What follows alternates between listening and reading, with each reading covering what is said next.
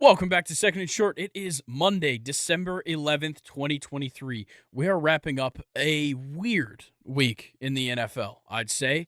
But we also had a ton of stuff happen in college football. And of course, the Shohei Ohtani signing $700 million over 10 years. Some unprecedented deferrals, as they're being referred to in this contract. But a whole lot to break down there.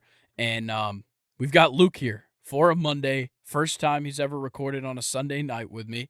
We've got Sunday Night Football on the TV, Cowboys, Eagles. The Cowboys up 10-0 right now, 50 seconds left in the first quarter. We'll give you some updates later on.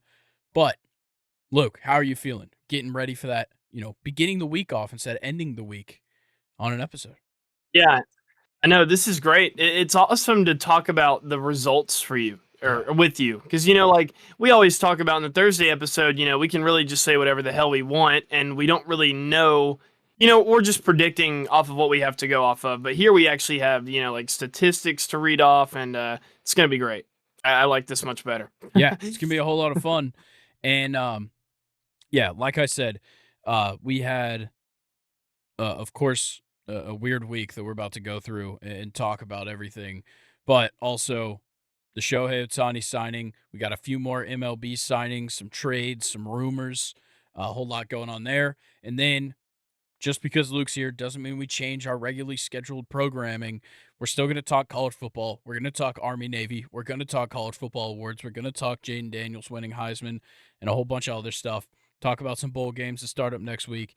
Then we'll close it out with Stake Your Claim because Mondays are for hot takes. You got to get the week started off right with a hot take.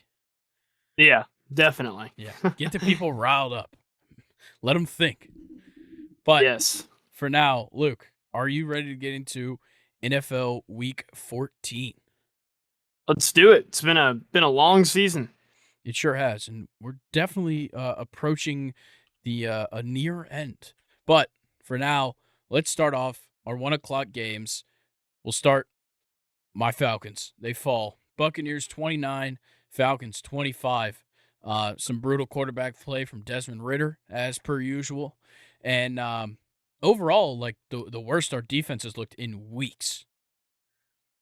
Yeah, definitely for sure. But you know what? We've also on the other side seen a Buccaneers team that we haven't seen in like 4 or 5 weeks. It seems like they've been a team that kind of once they go down, especially kind of like how the Falcons had them late in the game in the fourth quarter, they're kind of done. But the Buccaneers they showed some fight today, and it kind of looks like they're building some momentum over there in Tampa. Definitely, this offense looked phenomenal this week. Rachaad White looked, one of his better games this year on the ground, but in the receiving game, getting the receiving touchdown, had 33 receiving yards. He had a great game. That's a big part of this offense in this game was Rachaad White's efficiency. 4.1 yards per carry is great considering he carried 25 times. Baker didn't have the most efficient day in the passing game, but he got it done. He had the 2 passing touchdowns, didn't throw a pick. He kind of did what he needed to, not the best he's done it. Under a 50% completion percentage isn't what we should be seeing from Baker, but it got him the win kind of because Younghoe Koo choked in this game. I don't know what was going on, but Younghoe Koo missing 2 field goals is crazy. This guy, last week, we're all talking about how he overtook Justin Tucker for the highest field goal percentage of anybody with over 100 attempts. Now he misses 2 field goals in a game that were obviously decisive in a 4-point game. Yeah, no, that was a big deal. How about Drake London on the other side, though? Y'all's young king. 10 receptions, 172, no touchdowns. And even Kyle Pitts, he got on the board with a touchdown, too. Feels like he hadn't scored in a long time. It's nice to see him getting a touchdown. Yeah, and, also on that last drive there, I loved the way that Bijan Robinson just kind of took over the game for the Atlanta Falcons. He showed a lot of veteranship is the word I'm going to use. And, yeah, it was great on that drive where they scored the touchdown. He had that big run that kind of set himself up, and then he got in the end zone. That was great. You like to see rookies like that putting the team, doing whatever they can to try to get the win. And he's special, man. Yeah, he looked great. I still question some of Arthur Smith's decision making. I question a lot of it, honestly. Like, And this is a game where like we had multiple chances to win. That's what bothers me the most is like there were numerous times where we could have done things to put points up on the board. Obviously, Youngway missing the 2 field goals, but just offensively in general, a lot of places where we could have played better and we just simply didn't. Obviously, Ritter's not quite the answer. And I've talked about this. Me and Colin have said it the last 2 weeks after these wins. It's like, it's amazing when Desmond Ritter doesn't throw too many passes and we run the ball well, how we can play well in a game. Desmond Ritter threw 40 passes in this game. And like I get, we're down 2 points though at halftime. Like it's not like we were down by some ridiculous margin that forced him to throw passes. He was passing the whole game. So Yeah, not something you want to see if you're a Falcons fan. yeah, not a big fan of all that. But on the defensive side, all the guys played well. Honestly, like I know we gave up points, but Contavious Street getting a sack in this one. Jesse Bates looked great. He had a huge tackle for loss. He had a pass defended as well. But overall, we could have played better. But the Bucks, obviously, one of their best offensive performances though of the year. Yeah, for sure. Definitely, yeah. Player of the game, Rachaad White, for sure. Yeah, Massive performance out of Rachaad White today. All right, well, let's get into a surprising result to some. Chicago Bears 28, the Detroit Lions 13. Once again, Yeah. a stinker from Jared Goff. Just the Yeah, turnovers. and a very good game against a very, difficult opponent for Chicago, too. I mean, they're sitting 5-8 now. Yeah. That's really not that bad, No. considering how they started. And I mean, even you and I both were skeptical going into this game whenever we recorded on Thursday because I don't know. It just felt like it was in the air for Chicago to have a really good performance against Detroit. Yeah, look, like they had that lead in the first matchup of the season a couple weeks ago, and they just couldn't quite get it done. They let the Lions get back in it. This time, they did not let Jared Goff come back from these turnovers, and that's what I think was a big deal. Their defense bucked up after the turnovers from the offense, and it helped them out a ton. But Justin Fields, I said it. I'm just saying, I said it. He freestyled. He freestyled this game. He was throwing the ball. Yep. He ran the ball 12 times, had the rushing touchdown there. I think near the end of the game, getting that rushing touchdown. DJ Moore had a great game, 6 receptions, 68 yards and a touchdown. Cole Kmet had a pretty good game, except, he didn't get a touchdown, which, man, he was close a couple of times, and it just went somewhere else. But, yeah, look, this was such a great, complete performance by the Chicago Bears on both sides of the ball. Yeah, for sure. And I love just DJ Moore getting involved. It's crazy because, DJ Moore, whenever he left Carolina to come to Chicago, I was thinking to myself, like, oh, he's, going to another offense where he's going to be, kind of the main guy there. It's an offense that's in work. But Chicago's using him way better than they did in Carolina. Like, I love to see him getting a rushing touchdown, looking at this box score, and a receiving touchdown. He was just all over the place today. Yeah. Yeah, I was very surprised when I saw DJ Moore rushing touchdown, but once again, just creative play calling from Chicago that I really like. I'm starting to kind of maybe change my mind a little bit about Eberflus and the guys that he's got in there with him, because what the Bears have started doing, since Fields came back into the lineup, some of the performances they've had have been great, and letting Justin Fields kind of run wild and do his thing is obviously working because you just beat one of the best teams in the NFL. Yeah, definitely. And I love seeing Donta Foreman back in the lineup as well. He's always going to be a big help for Chicago in the run game. And I think another thing I want to highlight here out of the Bears is shutting down Amon-Ra St. Brown and Sam Laporta. Yep.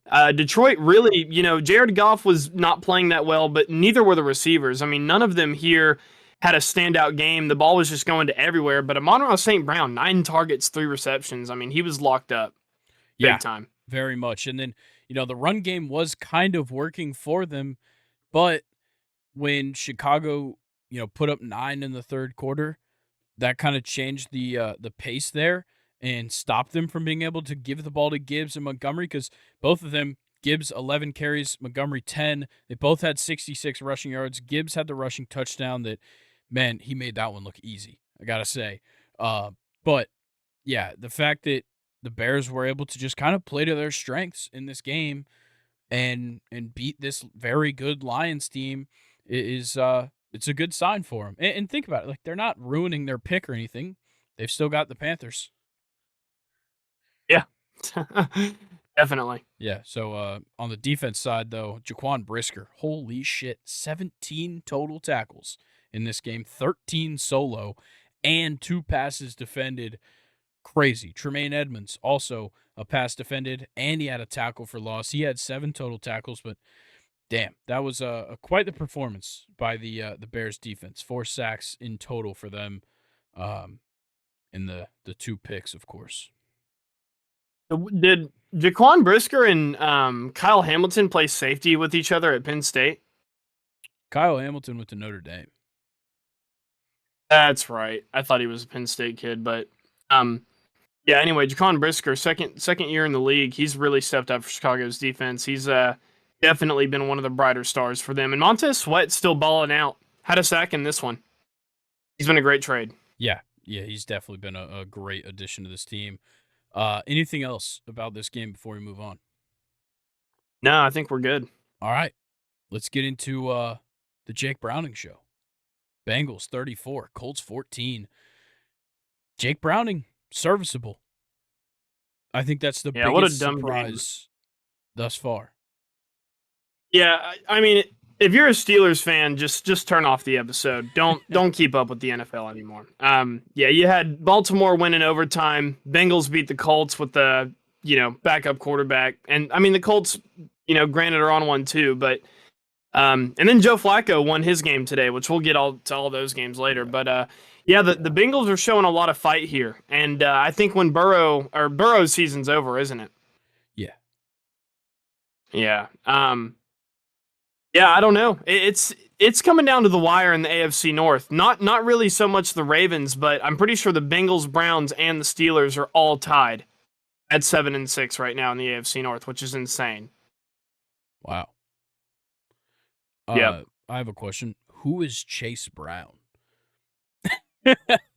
He had 8 carries for 25 yards, but he had 3 receptions, 80 yards, including, I believe, a 54-yard touchdown. He was their 5th-round draft pick out of Illinois. Meanwhile, Jamar Chase, who I'd go as to say is the better Chase of the two, had 4 targets, 3 receptions for 29 yards. Yeah, and the offense still put up 34. Yeah.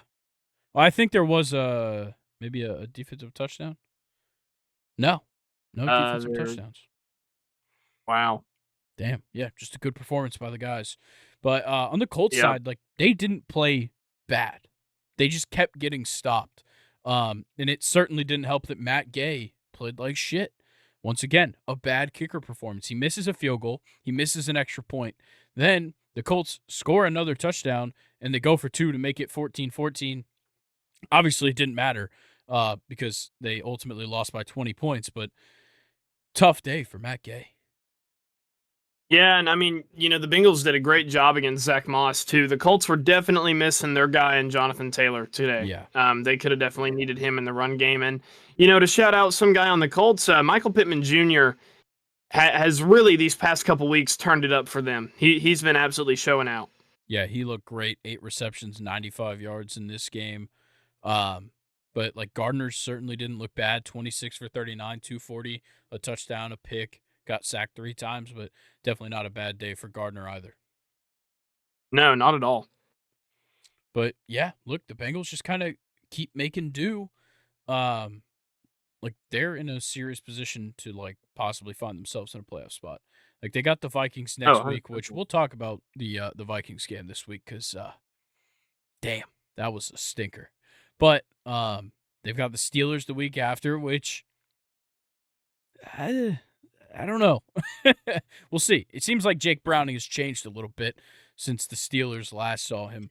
But then they have the Chiefs and the Browns. It's not the easiest route through these last 4 games. And also, is it a huge deal to make the playoffs this year, considering you won't have Burrow there with you? I don't know. But obviously, it'd be nice to make it. Good point. Um, but let's move on to our next game. Browns 31, Jags 27. Good God, Trevor Lawrence, 50 pass attempts. He had 3 touchdowns and 3 picks, and he got sacked 4 times. This guy was literally a game day decision, like almost game time decision. It didn't come out till Sunday morning that he was going to play. Oh, damn. I Yeah. don't get it. Why is a guy going to be a game time decision and you're going to make him throw the ball 50 times against a very good Browns defense? Yeah, I mean, I think it was just because they took it to Travis Etienne. Yeah. Travis Etienne was almost a non-factor aside from his touchdown. But yeah, the Jaguars just, I mean, they lost when David Njoku and Joe Flacco woke up this morning. Yeah. It was game time for those two. Yeah, Joe Flacco killed him. I mean, 3 touchdowns, 2 of them going to David Njoku, and Amari Cooper finally had a good game. It feels like we've been seeing a lot of, just kind of him putting up like OBJ numbers out there, but he's still a stud, and he definitely played like one today. 14 targets from Flacco, only caught 7, but still, decent game. Yeah, and shout out David Bell, his first career touchdown in the NFL, and it was a wild touchdown. 4th and 3 from 41 yards out, and Flacco, I think it was a play action, hits him in the slot, and there is simply nobody in front of him because it was 4th and 3. They thought they were going to run. It was perfectly executed and well played by that offense.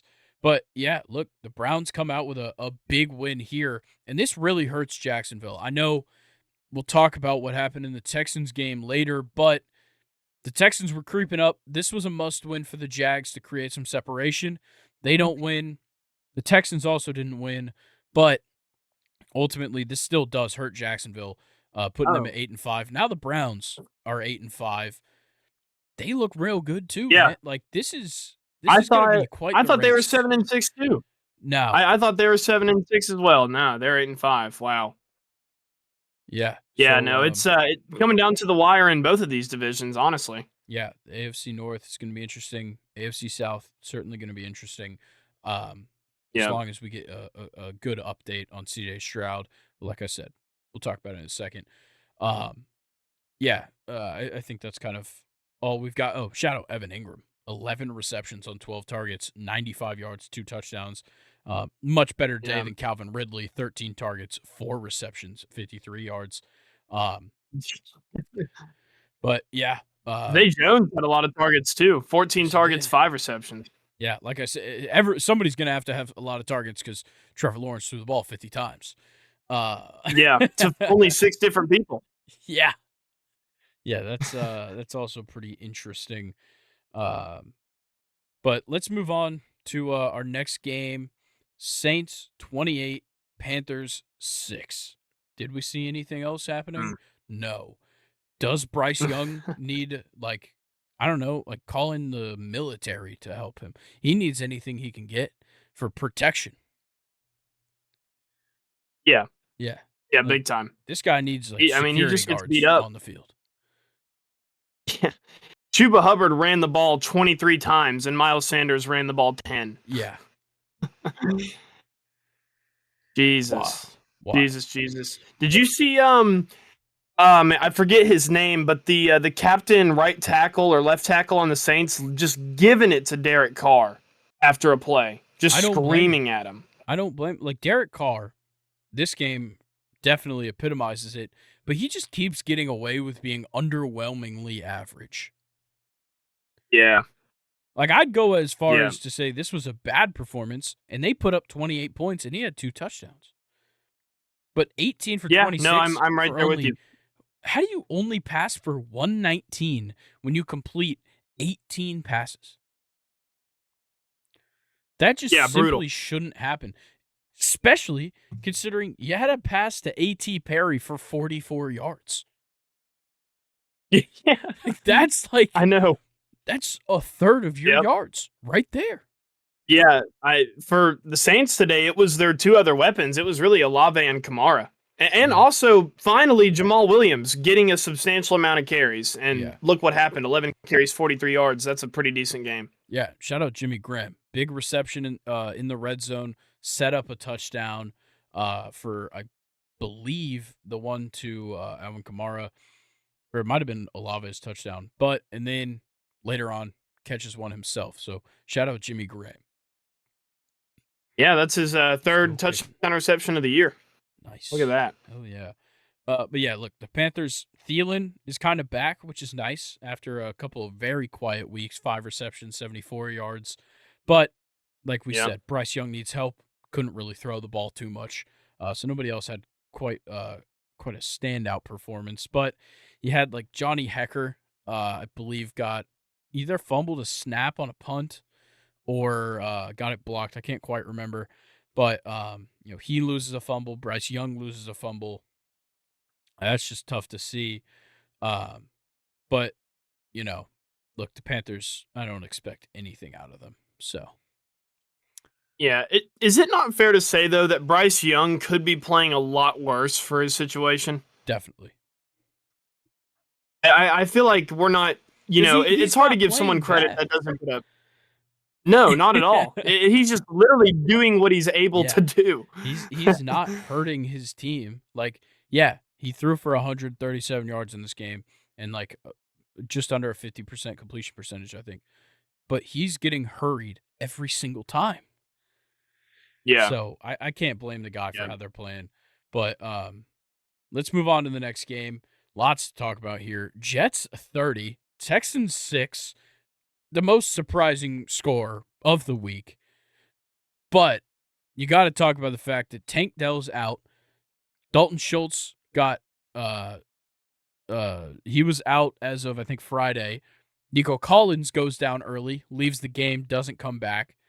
Then in the fourth quarter, CJ Stroud goes down with what looked like a head injury, didn't return. And when it comes down to it, fate just simply was not on the Texans side in this game. No, that CJ Stroud head injury was brutal, though. He hit the ground so fucking hard.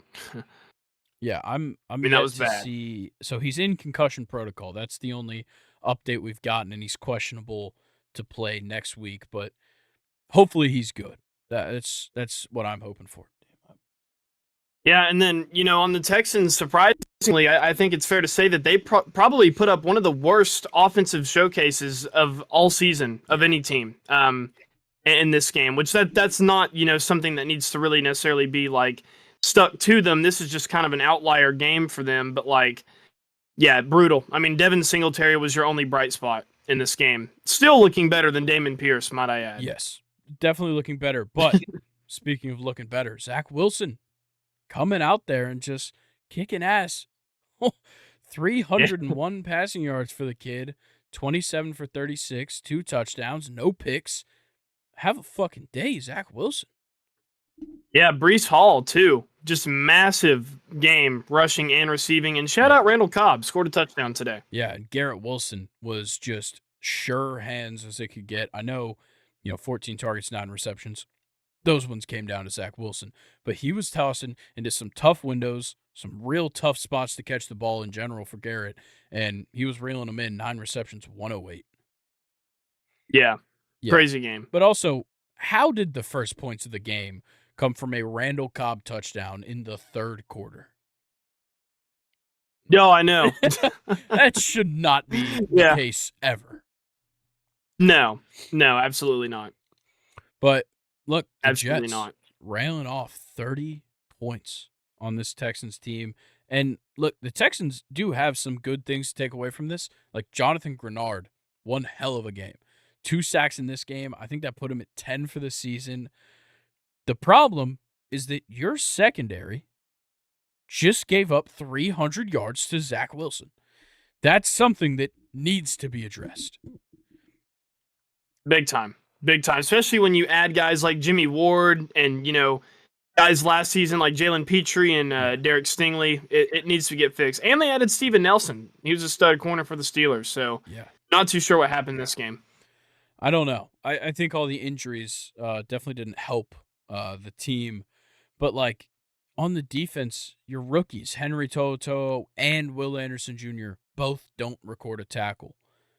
That shouldn't be happening. I know both of them, pass rushing but still, they should be getting a tackle in this game. Like, Will Anderson did hit the quarterback twice, so I'll give him his credit, but still, got to see a better game out of your young guys. And obviously, the secondary needs to look a whole lot better. But we can move on from this one and talk about maybe the most exciting one to watch of the week. Ravens 37, Rams 31 in overtime. Wild. Once again, kind of predicted this Lamar Jackson performance.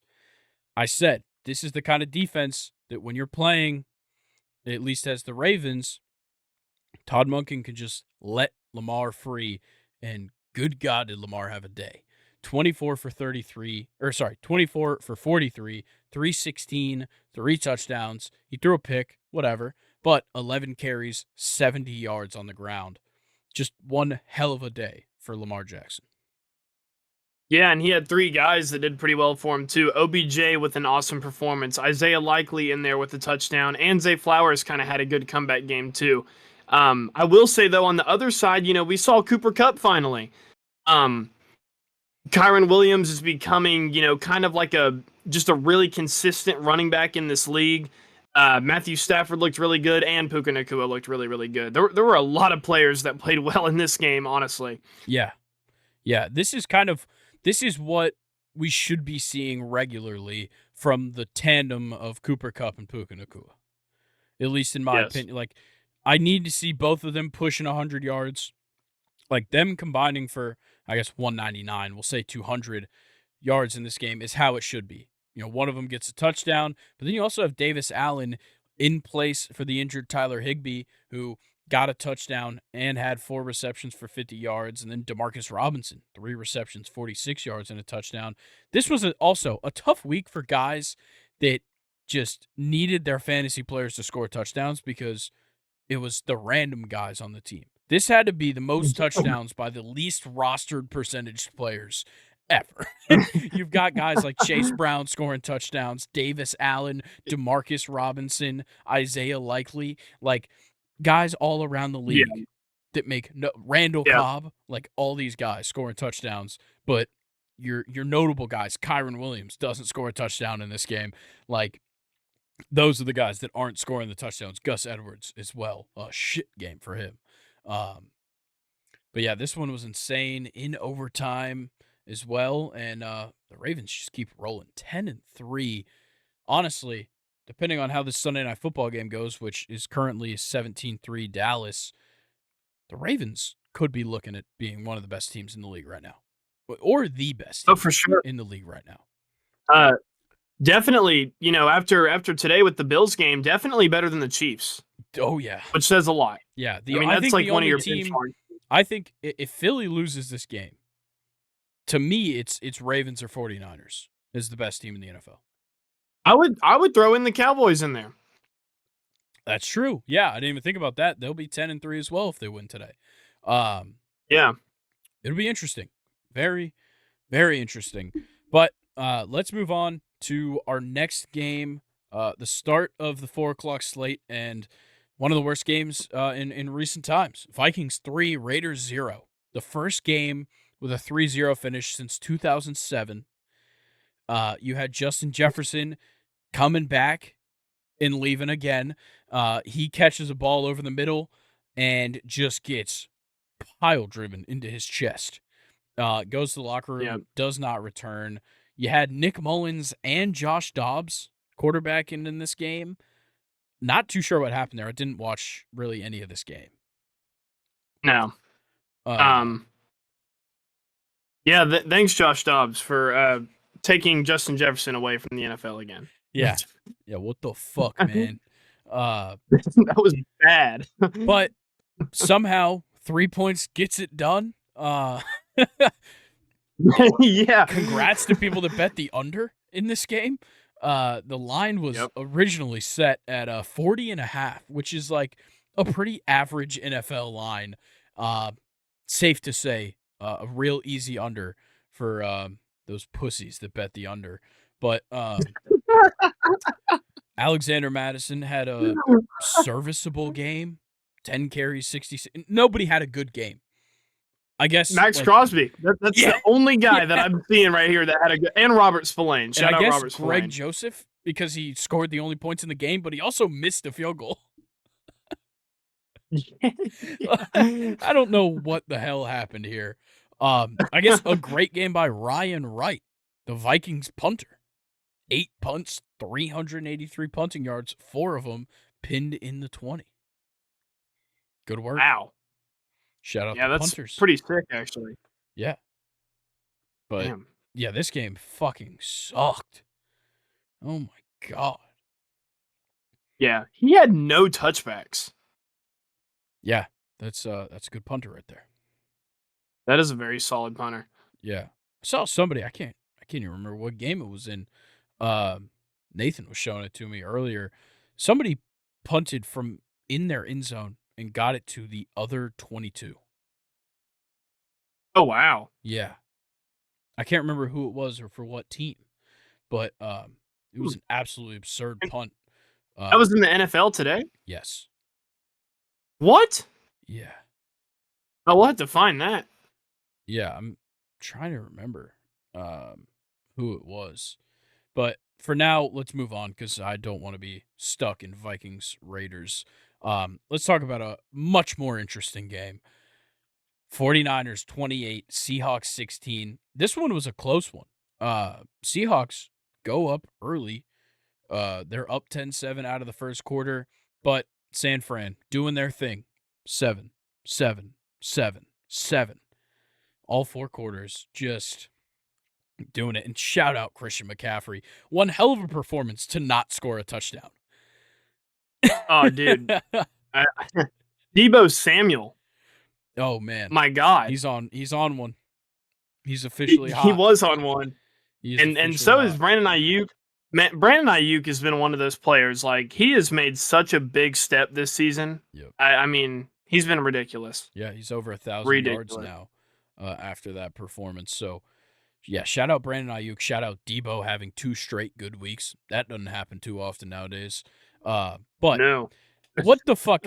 How are you going to let Christian McCaffrey run 72 yards down the field and then give the ball to Jordan Mason for the touchdown? That's just disrespectful. Yeah. It's fucked up. Very disrespectful. For the Seahawks, they were kind of shit out of luck. You know, we're like, I think around halftime of the 1 o'clock slate, we get the news that Geno isn't starting. He's out. Drew Lock is starting. Certainly didn't give him a fighting chance to most people. And he started off fine. That's right, Drew Lock. Wasn't he the one that holstered the guns in college? Wasn't that Drew Lock? Yes, when he was at Missouri. But yeah, I'm not a Drew Lock fan. Fair enough. 2 picks in this one for Drew Lock. Not a horrible performance outside of the picks, but Tyler Lockett had a decent game. Actually, a pretty good game. 6 receptions, 89 yards on 6 targets. Definitely not bad. But DK scores a touchdown, leaves the game. Another injury in this game. Just so many injuries across the league this week. Once again, this has happened a lot. There are so many players that are injured right now. Yeah. I got a question for you, Grayson. Yeah. How do you feel about the Seahawks running back duo right now with Zach Charbonnet and Kenneth Walker? Do you think it might need to flip to Zach as RB1? What do you think's going on over there? I don't know, because they've been so weird about this. Like, Kenneth Walker will get 3 carries on the first drive, and he'll do fine. And then they won't give him the ball for 2 more quarters. And then he comes in, doesn't run well, and they're like, what's the deal? Well, he's just been standing on the sidelines and just standing in the backfield blocking for 2 hours, essentially. And yeah. You've been giving the ball to Zach. And it's like, and vice versa. They do the same thing with Zach Charbonnet. When he gets a couple of carries, he does well. They don't use him the next 5 drives. And it's like, well, how do you expect these guys to run well and run efficiently and have an impact on the game if you're not going to use them? Yeah, that was that's a good point you just made, because They've been really inconsistent about who their running back Yeah. actually is. And I don't think it's really helping either of them. No, not at all, and it's not helping the team in general. But But, it's interesting because it seems like Zach Charbonnet is doing a lot better than Kenneth Walker is recently. yeah, like Kenneth Walker has been hurt. I think he missed a couple of games, maybe just one full game. But yeah, like I've expected a whole lot more out of Kenneth Walker this season. Um, well, I'm trying to see how many games he's played in this year, but let's see.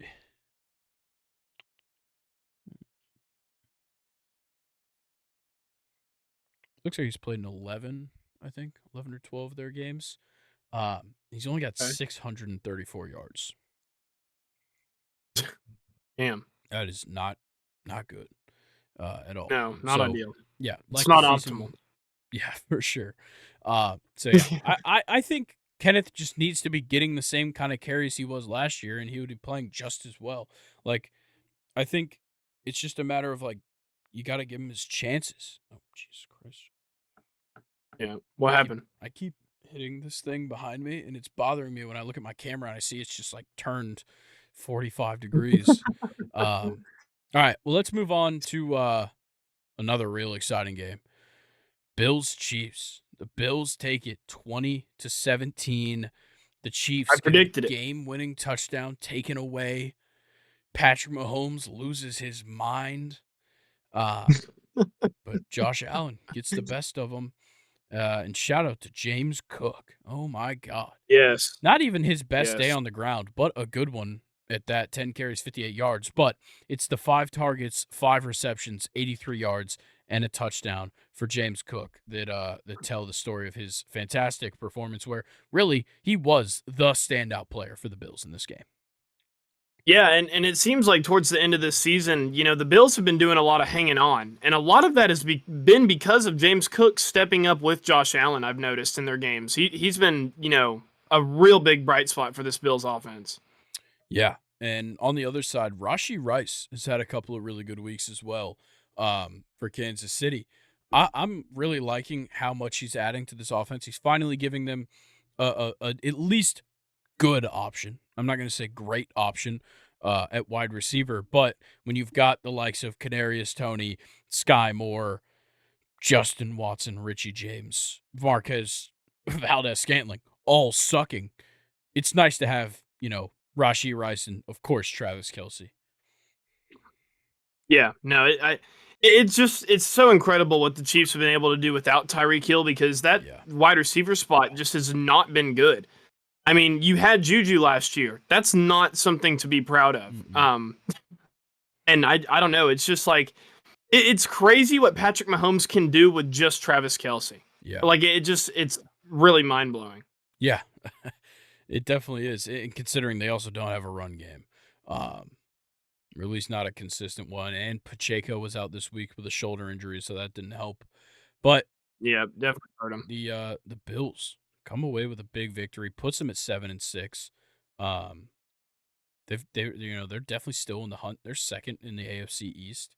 I don't see them catching up to the Dolphins, but they are second No. in the NFC or the AFC East. So they've definitely still got a chance to make the playoffs. But for the Chiefs, um, is it weird to say that they need to look out? Like the Broncos are moving. I know.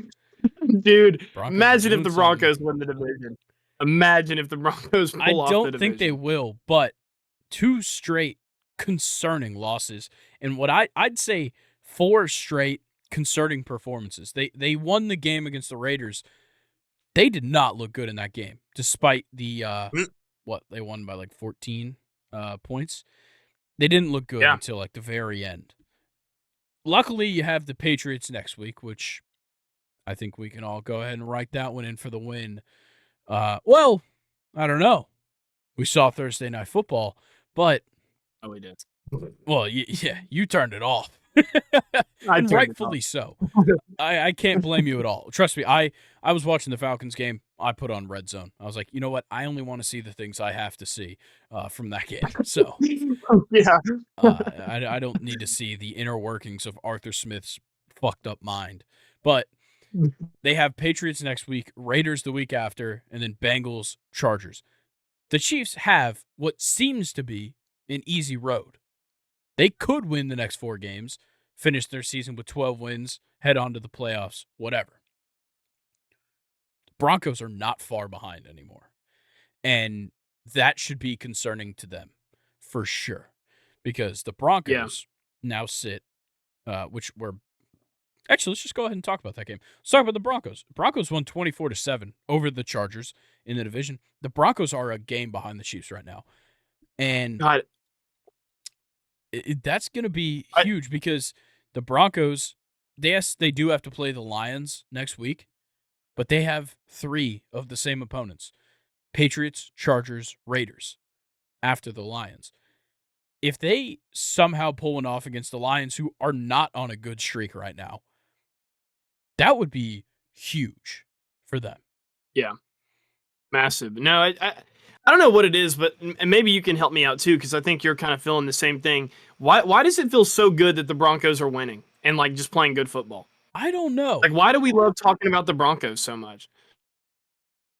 Yeah, I think it's just like a redemption story. Last year was so painfully bad. The start of the season was so painfully bad. You lost 70-20.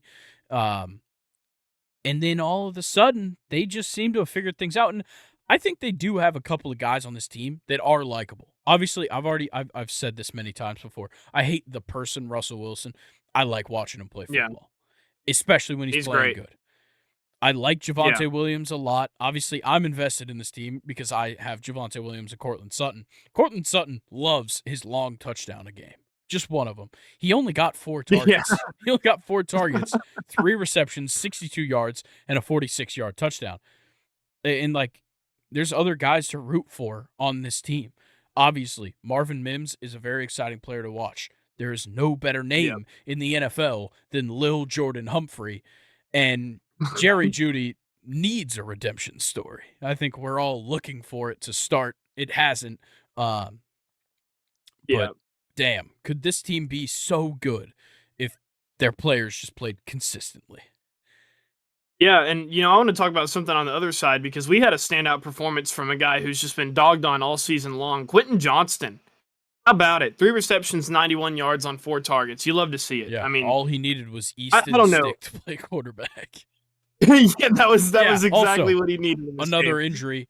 Justin Herbert goes down second quarter, I think, right before the half. Wasn't having a good game up to that point, but I think it was a hand injury, I believe. Finger injury, hand injury. Yeah, no. Yeah, I'm gonna have to find a different quarterback, Grayson. Yeah, in fantasy. well, I'm glad you didn't have a different one this week. Yeah, I had C.J. Stroud in another league too. That's tough. That is tough. Yeah, same day. That is brutal. But yeah, look, the Chargers just simply aren't good enough. Of course, Herbert being out hurts them, but honestly, Easton Stick didn't play that bad. 13 for 24. Eckler had a good game too. Yeah, Eckler, not too bad. He was definitely a reliable passing option this week, which is what he should be more often for this team. Gerald Everett had a couple of big plays on screen passes that he was just able to fight for some yardage. And then, like you pointed out, Quentin Johnston, fantastic game. And Keenan Allen just kind of doing his thing. Nothing too great out of him, but 6 receptions, 68 is definitely not bad. Yeah, for sure. On the defensive side, though, the Broncos defense looks absolutely phenomenal. 6 sacks in this game. Nobody got 2. They were spreading the love. Alex Singleton, take a bow. 14 total tackles, 10 solo. He got a sack. He got a pass deflection, everything. Josie Jewell as well, getting the sack and the pass defended, as well as 9 total tackles. And then you had P.J. Locke with a sack, Justin Simmons with a sack, Jaquan McMillan with a sack, a big one at that almost caused a fumble. It got ruled a forward pass. Looked like a fumble to me. I can't disagree with Dean Blandino as the on TV referee. I guess you're just not allowed to disagree with them. I think they're always supposed to be right, supposedly. But regardless, Zach Allen also recorded a sack in this game, and this Broncos defense just looked like way too much for the Chargers, and the Chargers defense simply not enough. Yeah, and one other thing I want to point out with all this punter talk today, Riley Dixon, punter of the Broncos, 7 punts, 5 of them inside the 20. That's exactly what you want to do when a different quarterback comes in the game, and it showed. Only put Yeah. up 1 touchdown against them. And then J.K. Scott on the other side, got to shout him out too. Average punt distance of 57.4 yards is absurd. Ooh. Yeah, Okay, that's what you want to do as a punter if your team's not moving the ball. He must have been the one that I saw because he had a longest punt of 83 yards in this game. So it must have been J.K. Scott. Holy they punted that one. Yeah, damn, that's rocket ridiculous. That's crazy. Yeah, that game's over. We're done with that one. So, yeah, like we were saying, Denver Broncos, a game behind the Chiefs. A lot to look forward to for the remainder of the season in the AFC West. And honestly, just about all the divisions. We've got a race to look for in just about every division. Obviously, the NFC South, a 3-way tie at the moment.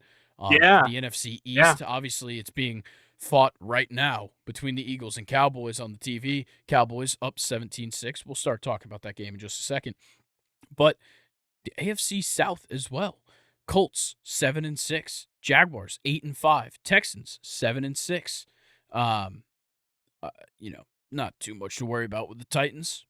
But out in the AFC West, of course, we're just talking about it. Broncos, Chiefs.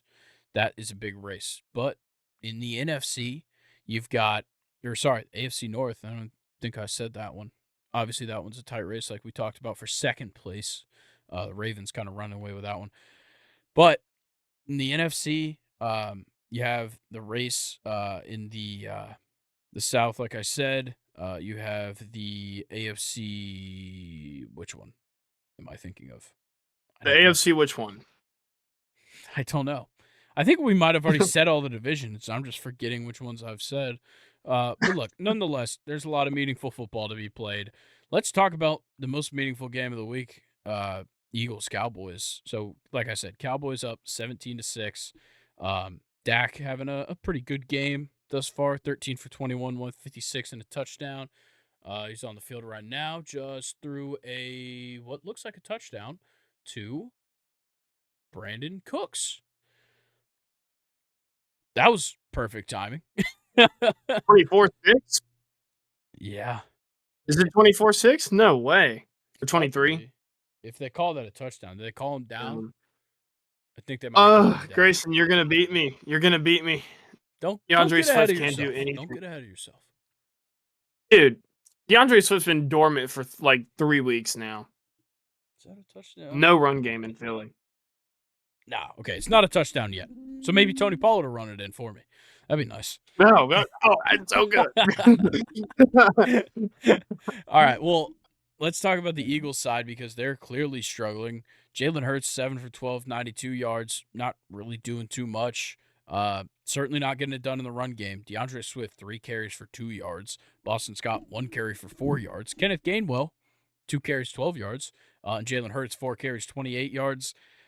Nobody really doing it too well in the receiving game, but Devontae Smith, 2 receptions, 39. A.J. Brown, 2 receptions, 38. Shout out my boy Olamide Zaccheaus with a reception. Love that guy. The old Falcon. Yeah.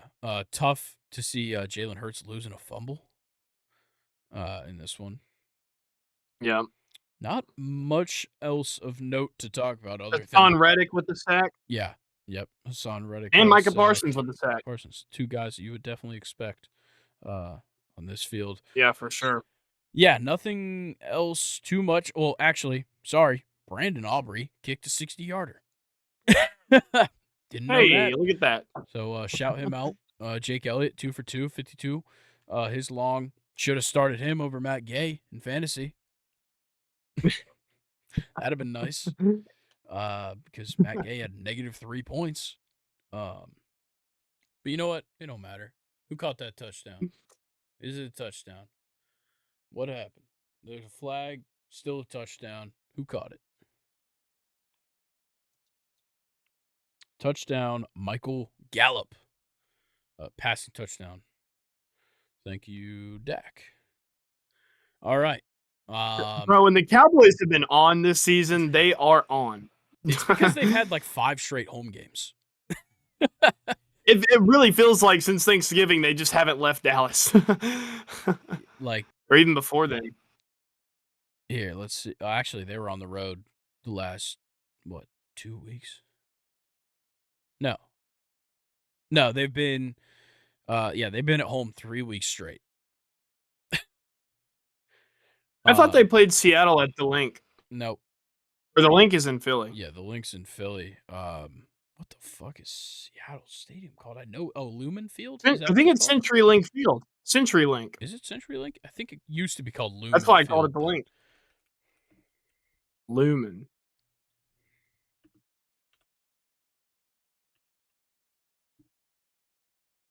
Yeah, it's Lumen Field. It used to be called CenturyLink Field. Okay. Yeah, I knew I'm just an old timer. I did an assignment early in the semester about it, but I'm not getting into that. Yeah, Eagles or Cowboys up 24-6, 20 seconds left to the half. We'll update you as necessary, but let's talk real brief. We already heard our previews of the 2 Monday Night Football games on the Friday episode. If you haven't, pause this, go listen to that one. Come back and hear how our minds have changed. But, yeah, I don't think there's much changing on the first game. Titans-Dolphins. The Dolphins are going to wipe the floor. Yeah. Like I said, I mean, the Titans had a really good game on the ground last week, and that's really going to be their only way to stop the Dolphins this week. I know Spears and Henry were coming off of a really good game. That's what you're going to have to do to keep that air raid offense off the field is just run the ball down their throat and score touchdowns, but make your drives be long. Yeah. But they're not going to be able to do that against Miami. I think your best bet is to rush 3 and send, one person on everybody except Tyreek. Just put everybody else on Tyreek Hill. Yeah. Yep. I think that's your safest bet. Put DeAndre Hopkins on Tyreek Hill. Yeah, fuck it. Put Derrick Henry on him.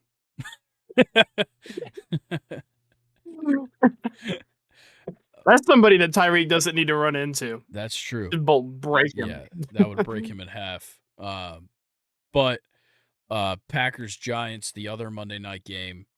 I hate that they have 2 Monday night games. That sucks. And they're on at the exact same time. One of them's on ABC, one of them's on ESPN. So that means that one of those broadcasts, likely Packers-Giants, is going to have shit broadcasters. So that sucks. I know they're doing a Manning cast. Don't know which game it's for, though. Probably the ESPN one. I think they're through ESPN. Yeah, but ABC is part of ESPN. Oh. Well, ESPN and ABC are part of Disney. Are we a part of Disney? I feel like everybody's a part of Disney. I'm not the biggest Walt Disney fan. Don't really agree on a lot of ideas, but we could talk numbers. We could talk numbers for sure. Talk numbers. Money talks.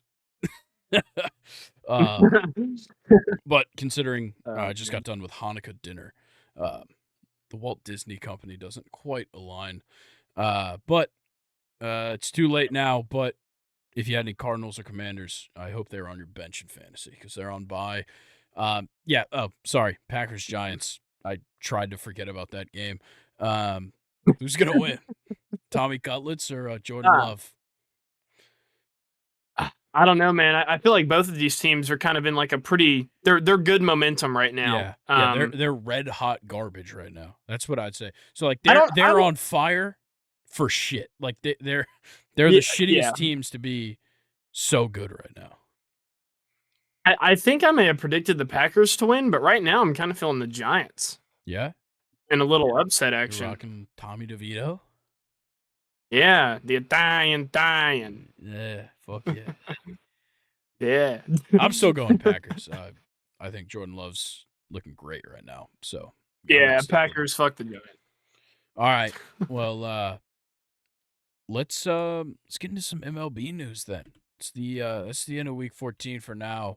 Um, Obviously, like I said, if we have any updates, this game just went to half, but if we got any updates, we'll let you know. Look, there's a whole lot going down, and let's be honest, the only thing that matters is Shohei Ohtani to the Dodgers, 10 years, $700 million, the most expensive contract an athlete has ever received from a team in any sport. That beats out Cristiano Yeah, Ronaldo to Al Nassr. That beats out Messi's extension from Barcelona. Shohei Ohtani in baseball, good for MLB, him. this dying sport, most expensive contract athletes ever received. Yeah, but then read the fine print and you're like, oh, he's going to be a Dodger. Yeah, that's what sucks about it. But then again, if you read the fine print on Ronaldo's contract, I'm sure you wouldn't be happy.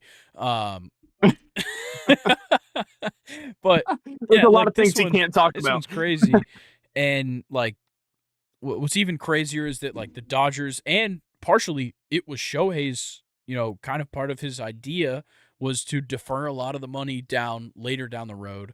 To where over the next couple of years, they're only going to be, when it comes to like the luxury tax and what kind of soft cap hits and all the annoying shit about baseball and paying players comes into play. The Dodgers are really, on the accounting side for the MLB, paying $27 million a year when it comes to the cap hit over the next Jesus couple of years. Christ. So they finagled that shit perfectly. And like I said, unprecedented deferrals is the terms they've been using. And to be moving that much money around, it is certainly unprecedented. Fun fact, this one from Foolish Baseball, one of my favorite accounts when it comes to anything Got out baseball. Foolish Baseball. One of the GOATs when it comes to baseball content on YouTube. Shohei Ohtani's deal beat out Mike Trout's at the time record-breaking deal by Alex Rodriguez's at the time record-breaking deal in total money. Those are two high-dollar athletes too. Oh yeah, I think Mike Trout's was 460 something, or maybe 420 something, and A-Rod's was like 260 something. Well, then wouldn't it still be more than? Oh no, it wouldn't be more than Manny Machado and Mike Trout. Yeah, Manny Machado got 350. Yeah, over 5 maybe. No, definitely not 5. Yeah. I think it was over 7. But yeah, this move's crazy, and a lot of people are saying that because Shohei went there, maybe Yamamoto goes there, maybe Roki Sasaki. We'll talk about him in a second, but he wants to get listed to the free agent market for the MLB. It's interesting because now with how they've structured this deal, the Dodgers have the space to go out and get some more players. I got a feeling it's going to be pitching, considering Walker Buehler's going to come back with a brand new elbow. But Lance Lynn sucks. He's already gone. He's already on the Cardinals. He's already gone. But like, we got to replace him. After that, it's a lot of inexperienced guys because Kershaw's still out on the market. He still hasn't re-signed, and I'm still, my feet are in the sand. He's going to the Rangers, I still think. But I don't know, man. This is going to be interesting because you pay that much money. Like, him and Mookie Betts combined are making over $1 billion from the Dodgers. That is absurd. Like, and you're not even talking about Freddie yet. Yeah, exactly.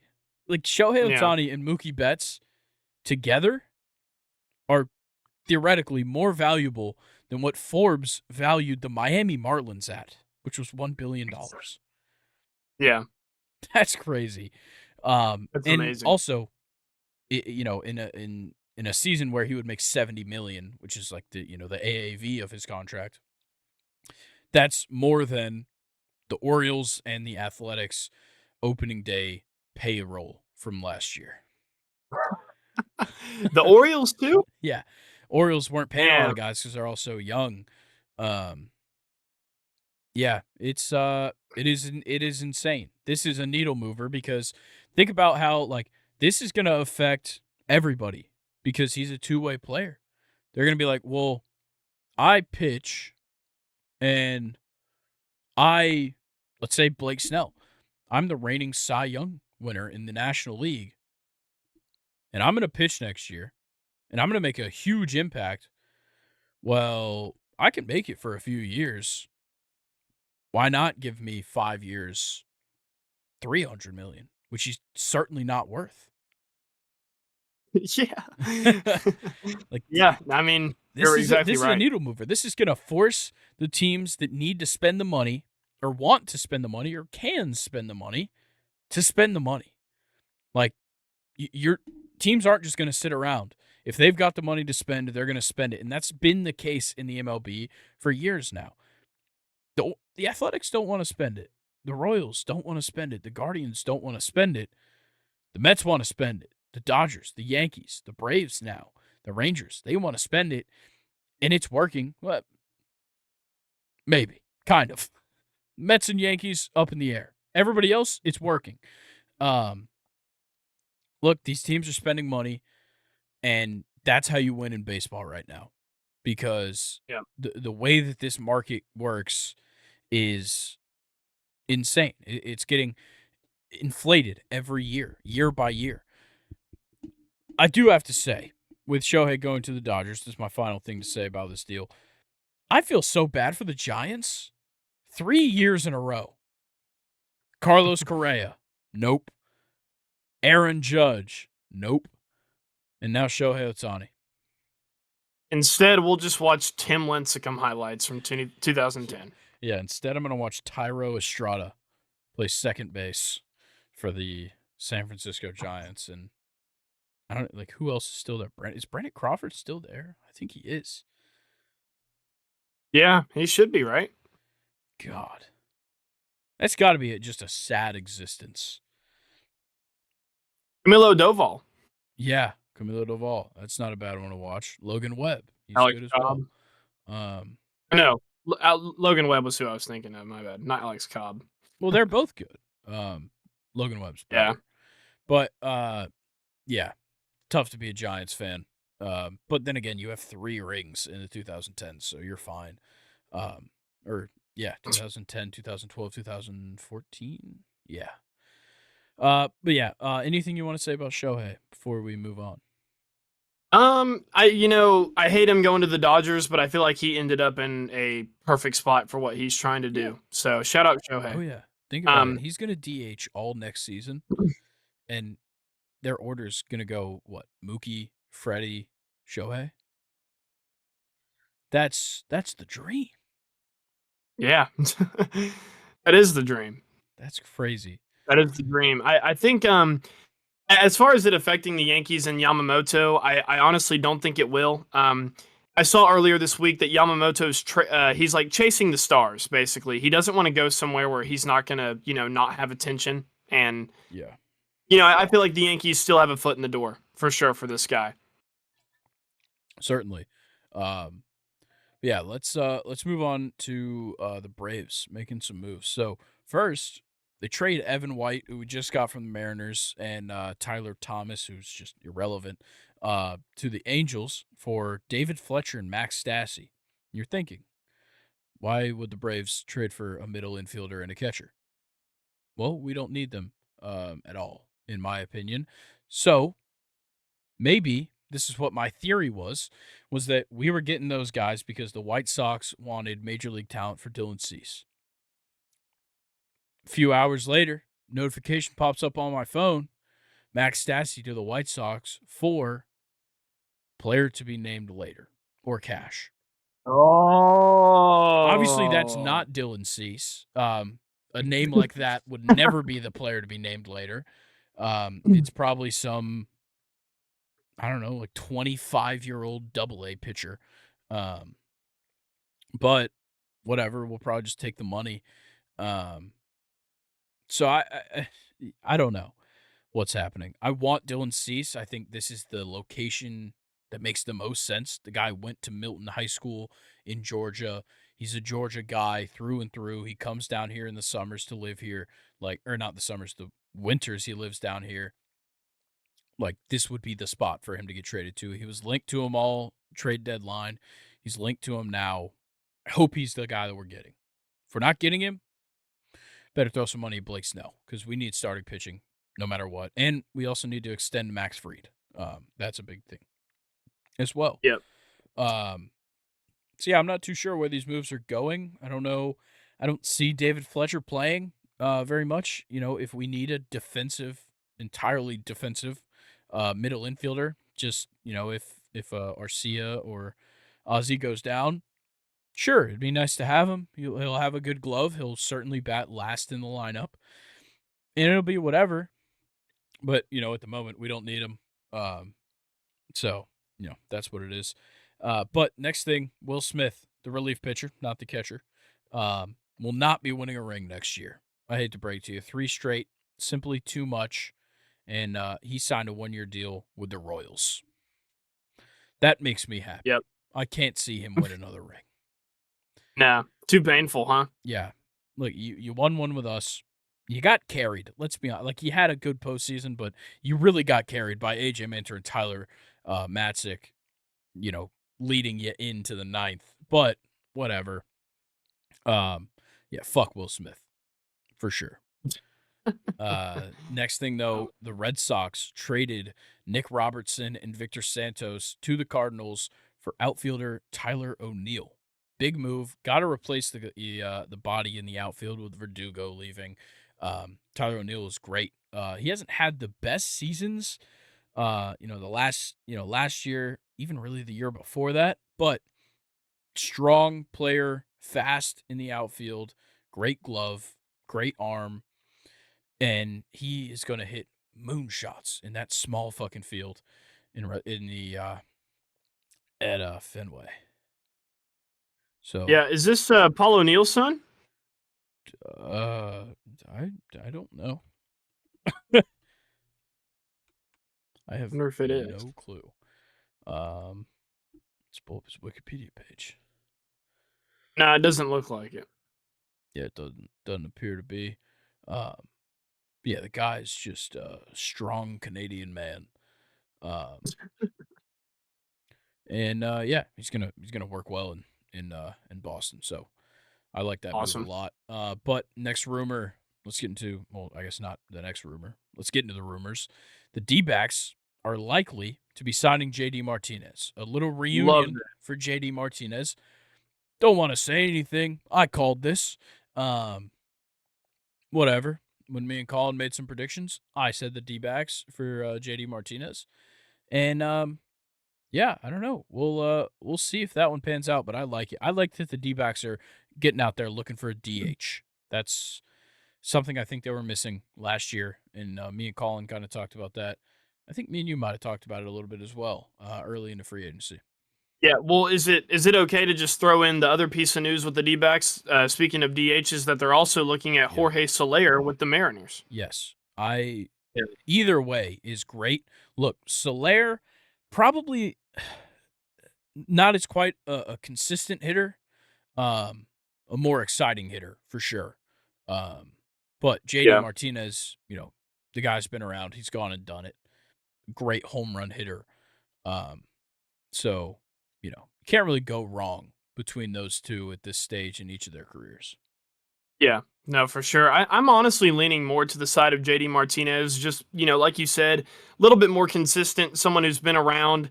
And I don't think they really need to focus on trying to get people that have that haven't played in the MLB for that long. Like young talent. I feel like now they just kind of need to add more like kind of guys you can sign to 2 or 3 year deals that are going to have a major impact. Which, like, that's what you can do with Jorge Soler. The guy's 31 years old now. Been around the league for a little while. But yeah, I agree. I think JD Martinez is probably the better bet at the moment. But let's move on to the next thing. The Blue Jays were heavily rumored to be getting Shohei Ohtani, and that kind of slowed down their interest in some of the free agents out there on the market. They were so interested and so linked and rumored to the point where we had John Morosi out here straight up saying Shohei Ohtani will be signing with the Toronto Blue Jays.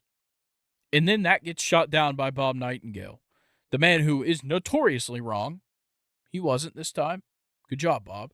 But then John Morosi tweets, Shohei Ohtani is heading to Toronto. Shohei Ohtani is on a plane to Toronto, blah, blah, blah, blah, blah, whatever. He's going to be signing when he arrives. Bob Nightingale coming out of the shadows again. Shohei Ohtani is not in Toronto. Shohei Ohtani is not on a plane to Toronto. Shohei Ohtani is at his house in California. And then Wow. John Morosi had to be like, sorry, I was told incorrect information. No shit. Wow. So, Wow. yeah, that's it's interesting. But now that the Blue Jays are free of the shackles of trying to get Shohei Ohtani, they might re-sign Matt Chapman. I know you guys were interested in him, and you still haven't quite addressed that third base spot. So what are you thinking? Now that Jeimer Candelario is already off the market, Matt Chapman's definitely the best guy to go after. Yeah, no, definitely. I'm super bummed out. I kind of feel like with this information, I feel like it's going to be Cody Bellinger now. Yeah. Not at third base, I don't obviously, know, but because now I think the Cubs are going to be really, really going to re-sign him, like trying real hard. yeah, I don't know. We'll have to see. But no, you're exactly right. No, we have not addressed third baseman. Yeah. No clue what's going on there. Yeah, it's going to be interesting. I think I can't quite remember, but I know there's a couple of guys available. Maybe they're wanting to bring up like Trey Sweeney or that. Oh my gosh, not Volpe. There's another guy that plays over there. Is it Oswald Peraza? Yeah, I think it's Oswald. Can he play third base? Peraza? I don't know. I'll be honest. Kind of ignored. Yeah, and him I know this time. Oswald Cabrera I think can play. Oswaldo Cabrera can play third base. Yeah, he can too. So who knows? DJ LeMahieu could play third. Yeah, he just play anywhere. Sucks. He declined heavily last year. Yeah. All right. Well, this next thing is a big deal to me. Jordan Montgomery is now likely to not re-sign with the Rangers. So a lot of people thought, yeah, I know. But a lot of people thought that he was just going to go back. They won a World Series. He was a huge part, possibly the most important pitcher in that rotation when it came down to the playoffs. And yeah, like we'll see what happens, but it's kind of crazy that he's not going to go back. And I'm not saying he's not gonna. It's not out of the cards, but considering we're a few months in, a lot of times the guys that are going to re-sign with their team don't wait this long. Yeah. So very true. It's interesting. I would love to see him in a Braves jersey. For sure. Yeah, that'd be fantastic for you guys. But some of my favorite news: Roki Sasaki has requested to be posted to the MLB's free agent market. So we have a huge influx of Japanese and Korean talent getting into the free agent market this year. And it's all like headlining kind of guys. Like last year, we had Masataka Yoshida, we had Kodai Senga. That was kind of the headline. Seiya Suzuki 2 years before that. And then, of course, just what? Now it's like 6 years ago. Shohei Ohtani. Something like that. Wow. And this year, so many names. Obviously, the big one, Yoshinobu Yamamoto. If Roki Sasaki ends up here, there's been talks about Munetaka Murakami as well, trying to get posted. More likely going to be next year. Then you have Shota Imanaga, as well as I'm forgetting the KBO guy. I can't remember what his name is. But he's a insanely good center fielder that won the Rookie of the Year 2017. He was the MVP in 2022.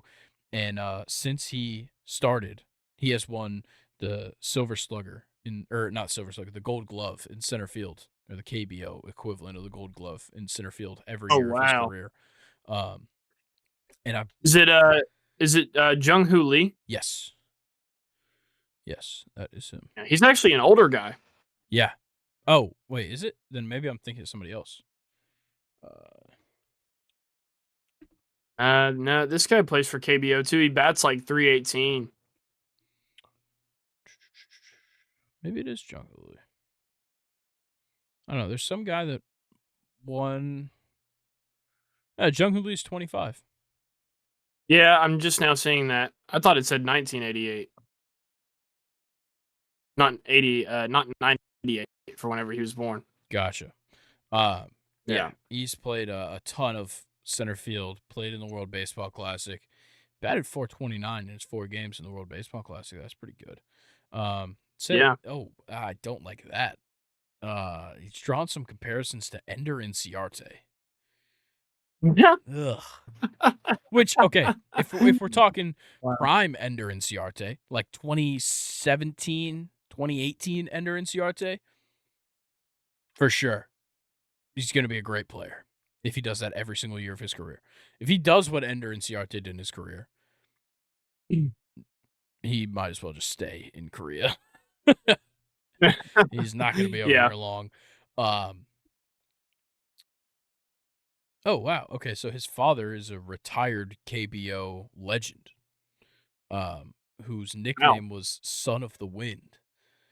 And his nickname, Wow. Jung-Hoo Lee, is Grandson of the Wind. I love that. That's great. That's awesome. Yeah. Bunch of other guys that are listed to possibly coming over to the MLB. So that's cool. Yeah, I'm excited. If Rookie Sasaki does actually get over here, that'd be crazy. He pitched a 19 strikeout perfect game, and he's only 22. The guy's crazy. And he throws hard as shit, if I am remembering correctly. Like he is insane. Yeah, okay. I've got his NPB stats pulled up right now. Last season, 2023. He had 135 strikeouts in 91 innings pitched. Yeah, I was looking at it too. Wasn't it like a sub 2 ERA also? Yeah, 1.78 ERA. He's never had a ERA above 2.27. That's like all-star closing pitcher Yeah, ERA. that's crazy. Wow. Okay. Next thing though, let's move on. The market for Josh Hader could be heating up with Ohtani's deal being done. So I think a lot of people were halting on Josh Hader just because they know he's going to cost some money. So the big teams that need a big closer were also probably looking at Shohei Ohtani. Now that money is all freed up. And looks like we could see a Josh Hader deal and a Yamamoto deal within the next couple of days. Yamamoto is going to be doing a kind of a little tour around the nation, is what I'm hearing. Talking to some different teams, courting his future suitors. But for Josh Hader, Dude, the Braves should fly him to Atlanta. They oh should bring man, Yamamoto to yeah, Atlanta. Give him a tour Yoshinobu of the city. Yamamoto, put him in Magic City. Get him some lemon pepper wings. Was the Big same for Boy and Josh Andre Hader. 3000. Yeah, do the same for Josh Hader as well. Yeah. I'm sure Josh Hader would appreciate it. He's just, regular old dude. Pretty much. Yeah, except he throws very hard. And did give up a huge home run to Freddie Freeman. On numerous occasions, actually. Don't have to talk about that if he wants to be a Brave. If he doesn't, we can talk about it all we'd like. But let's move on to the next thing, though. D-backs and Mariners eyeing Jorge Soler. Obviously, we talked about the D-backs, but the Mariners as well are a team that needed DH this year. I think, to me, the Mariners seems like the best fit for Jorge in my mind. Yeah. JD to the D-backs, Jorge to the Mariners. Yeah, and I think Jorge has definitely got, I know we just talked about he's 31 years old, but I think he fits in with a young team better. He fit in very well with the Braves and the Marlins, both super young teams. Mariners, super young core that they've got going out there. I think he just kind of fits in with that group a lot. You get some veteran leadership as well. Yeah, for sure. They're a good group of guys. Might I add, he doesn't play a bad left field if you need him to, but probably stick him at DH for the most part. All right, Yeah. Our last thing, Yankees talk. They're interested in Jordan Hicks, the flamethrower himself. What are you thinking? Just Yep. help the bullpen as much as you can? Yeah, no, exactly. Yeah, that's pretty much it. Fair I enough. mean, with Michael King being gone too, Michael King was a pretty hard thrower as well. I feel like this is kind of his replacement and a younger replacement at that as well. Yeah. I think he's younger, but yeah, I like it. Bringing heat to New York. Awesome. All right. I don't think I've seen anything else, any other rumors or such come through. So, Oh, Dylan Cease to the Braves. shut up. Yeah, I'm completely kidding. Yeah, I know. That would have been way too perfect of timing. And like I've stated before, I have so many MLB people's post notifications on Twitter that I You I are the first trust person. nobody will beat me. I will Yeah, know. I will. But yeah, that's gonna be all for MLB stuff. Listen on Friday. Shortstops, right? Top 5 shortstops Friday? yes, yes, Yes. Top 5 yes. shortstops Friday. Make sure you tune in. But keep listening because we got to talk about some college football. Luke, I know you're not too tapped in college football, but Oh, dude, got or dialed. sure, man, sure. Whatever you say, man. But Yep. I do have some things I gotta talk about. So, um, I'll go ahead and get into them. We had the college football awards and the Heisman ceremony over the weekend. Um, Certainly didn't disappoint. As per usual, the Heisman Trophy um, the Heisman Trophy ceremony was just the longest show ever for a 4-minute announcement and a guy giving a short speech. Don't understand Yeah. why it's so goddamn long. I don't know who I need to ask to make it shorter. I don't know if I need to write my local senator or something, my local representative in the U.S. Congress to get that cut down. But I can't do it again. I'm never watching that whole ceremony again. I didn't do it this year. I've done it probably every other year. I've watched that whole thing, and it's literally just like, let me suck this guy's dick. Let me suck this guy's dick. That's gonna get clipped out of context now, and I fucked up there. Um, don't clip that. There's so Yeah, many dicks. don't clip that. Don't clip that. Please don't. And I'm saying this to myself because I am the person that would clip this, if anybody were to. But I have a feeling that this is now a clip that Nathan is going to have on his phone, and I will be constantly reminded of. So let's just forget that. I'm not going to edit it out. I'm not a bitch.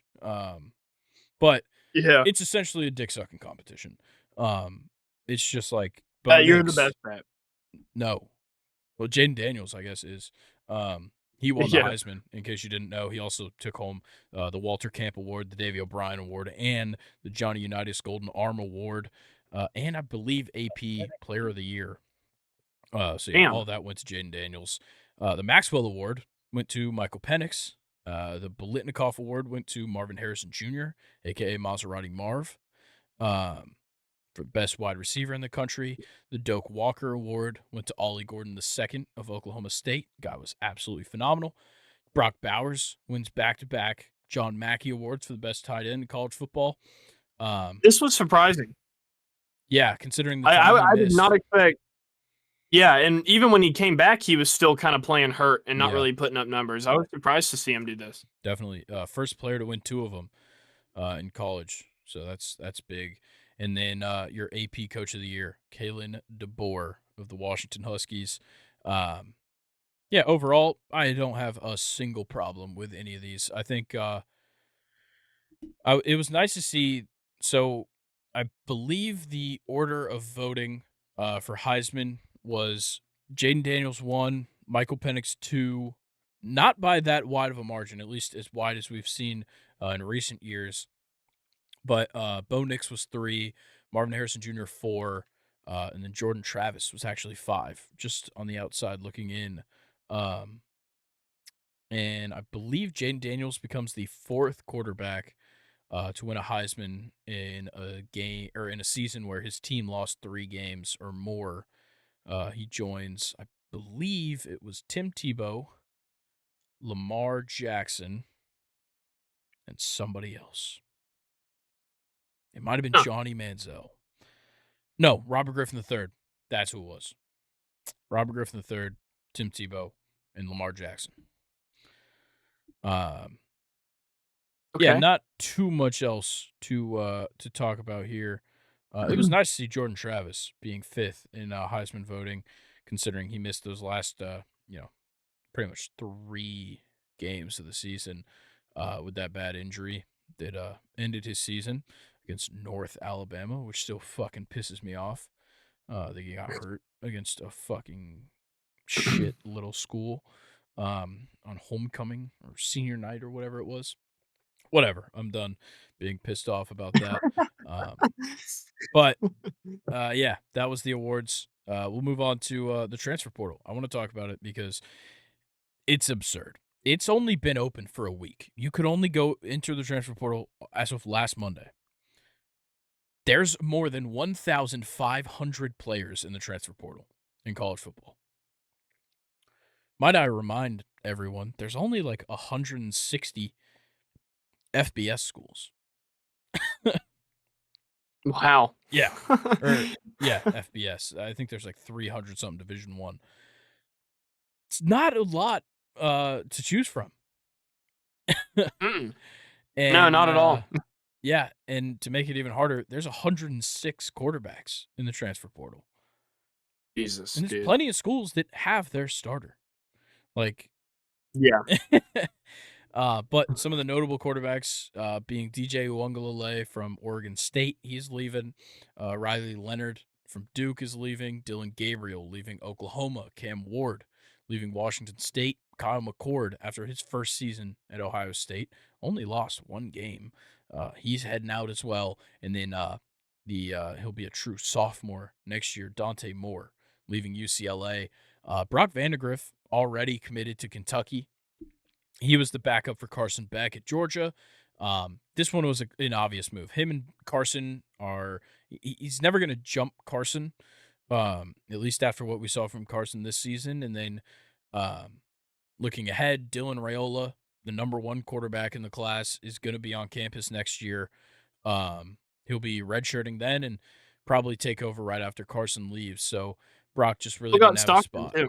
Yeah, Gunnar Stockton's also really good. But Dylan Yeah. Raiola's that guy's different, man. Yeah. So Yeah. we might see him jump some people. But so Brock Vandagriff off to Kentucky to replace Devin Leary, who just kind of sucked this season. And then Dylan Gabriel heading to Oregon after a good season with Oklahoma. Number 12 in the nation, beat Texas. Not a bad year for Dylan Gabriel. But he's on the move to Oregon to go fill the role of Bo Nix, who they will not let back in. Yeah. Can't come Great back. for Oregon though, getting Dylan Yeah. Gabriel, huh? Yeah, he's Going ahead and filling in that spot. Yeah, what a ride for Dylan Gabriel. Starts off at UCF as a backup quarterback to Mackenzie Milton, and then Mackenzie Milton has one of the most horrific injuries I've seen in college football. Dylan Gabriel gets the starting job, transfers to Oklahoma 2 years ago, and has like a pretty average year in the first year that Oklahoma was under Brent Venables. Has a fantastic year this season, and then now heading to Oregon. Just it's awesome, and he'll be Oregon's quarterback as they start their journey in the Big Ten after the move from the Pac-12. So that's gonna be exciting. A couple other guys in the portal. University of Florida running back Trevor Etienne, little brother of Travis Etienne, is hitting the portal. Rumor is might go to Georgia, which would be Oh, quite a wow. flip heading from Florida to Georgia. But then again, Florida State just got a defensive tackle from Florida in the transfer portal, so weirder things have happened. And then A lot of another, guys jumping ship. yeah, definitely. I believe Texas A&M has one of the biggest amounts of transfer portal players, and one of them is 2022 number 1 high school recruit, defensive tackle Walter Nolan, leaving A&M. This one didn't surprise me at all. I had a good feeling that A&M was going to have a transfer portal exodus uh, out of College Station, and it certainly came. I think they've got 16 players in the transfer portal that are on the way out after Oh having man. two straight top, I think two straight number one recruiting classes with Jimbo Fisher as their head coach. Jimbo gets fired. I'm going to be honest. I don't even think they wanted to play for Jimbo while he was there. They certainly don't seem to want to play for Mike Elko, which is kind of crazy. I think Mike Elko deserves the respect. I think he's still going to have some good guys hanging around there. He'll probably bring some good guys in. But, yeah, I think it's just a matter of all the guys that Jimbo recruited still there, and now he's on his way out. He got bought out for a whole lot of fucking money, and he'll probably just be like talking on the fucking SEC network next year. Oh man. I definitely have a feeling that's going to be the case. But yeah, that's kind of my little update on the transfer portal. I believe it closes in the first week of January, so whole lot of guys going to be on the move, and we're going to be hearing about it throughout bowl season. So that's going to be a whole lot of fun. That's when it closes, is like kind of around bowl season? Yeah, That's it's ridiculous. I think it's right after um I think it's like January 4th, January 7th maybe, like right after the college football playoff championship game. Let me see. Wow. Cuz I think they just changed it for this year like effective immediately. Um let's see. Yeah, so they reduced it from 60 days to 45 days um for or actually for fall sports, there's only 30 days. Yeah, that's crazy. Huh. Wild. All right. Well, yeah. So a lot of news is going to be rolling in from that. But let's talk about the Army Navy game real quick. The only game that happens the week after conference championship week. And it was a good one in an interesting way. Look, Service Academy games never hit the over most of the time. No. And this one didn't disappoint. This was the epitome of a Service Academy game. And when it came down to it, Army did get the win, 17 to 11. Weird score already, but the weirder thing is that the over/under earlier in the week was set at 27.5. A lot of people betting that 27.5 early in the week, but by game time it was a 28.5 over/under. So you have some people betting 27.5 for the over, some people on the under, some people over 28.5, some people under it. And you get into the fourth quarter, the score's only 10-10. So all those under bettors are feeling real good. And like I said, the bitches that bet the under feeling real good. But a few more points get put up on the board.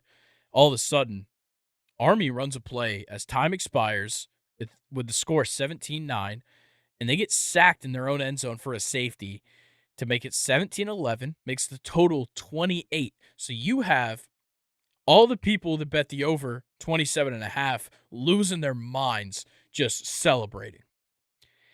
And you got the guys that bet under 28.5 being like, holy shit, that was a close one. You got the over 28.5 guys pissed that the over 27.5 guys won and they didn't. You got the under 27.5 guys pissed off that they didn't win. Just all around, you had some people a huge win, some people one of the worst beats you could possibly have. But always exciting for that game. I loved College Game Day. I watched a little bit of it. They had Bill Belichick on as the guest picker. They had Lee Corso talking about his time coaching Navy, which he actually coached Navy, I think, with Bill Belichick's dad, which is very cool. Mr. Belichick? Yeah, I would assume. Probably Coach Belichick, if I had to guess. But yeah, I love watching Army Navy. It's such a great game rooted in such deep history. It's fantastic. A whole lot of options. Yeah. Actually, Navy threw the ball 26 times. Yeah, Impressive. I do see that. Yeah, shout out Yeah, Navy. for sure. But bowl season starts up officially on the 16th, Saturday. And we got quite a few not bad bowl games on Saturday. You start out the Myrtle Beach Bowl, the first game of bowl season. You got the Georgia Southern Eagles versus the Ohio Bobcats in Myrtle Beach. Georgia Southern favored by 3.5. Davis Brin, the guy that he loves to make a mistake, but they won some games. They got bowl eligible. Yeah, I don't know how I feel about it, but yeah, 11 a.m. Check that one out. And then 2:15 on Saturday, you got the R&L Carriers New Orleans Bowl between Jacksonville State, who was finally allowed, along with James Madison, to play in a bowl game, versus Louisiana Raging Cajuns in New Orleans. Kind of seems like a bit of a home game for Louisiana, but whatever. And then 3:30 on Saturday, you got Miami of Ohio versus App State in the Avocados from Mexico Cure Bowl in Orlando, Florida at FBC Mortgage Stadium. And then at 5:45, you got New Mexico State versus Fresno State in the New Mexico Bowl. Once again, kind of a home game for New Mexico State, considering they're playing at University Stadium in Albuquerque, which is the stadium for New Mexico, not New Mexico State. Me and Colin had to do the research on that one. And then at 7:30, we got a fantastic matchup. The Starco Brands LA Bowl, UCLA versus Boise State at SoFi Stadium. And then 9:15 that night, you got Cal versus Texas Tech and the Radiance Technologies Independence Bowl. And then it all flips over to Monday, and we'll talk about those games next week. So that's not too big of a deal. But yeah, bowl season is officially getting started next Saturday, and I'm hyped. I'm so hyped. I love bowl season. There's just like football on Yeah. almost every day. It's amazing. Yeah, it's fantastic. But Love it. Luke, surprisingly, we have flown through this episode. I guess if you want, do you want to talk about some Premier League stuff? We've certainly punched the clock on this one, only an hour and a half in. Yeah, I didn't really keep up with anything, but yeah, we can go over some results if you'd like.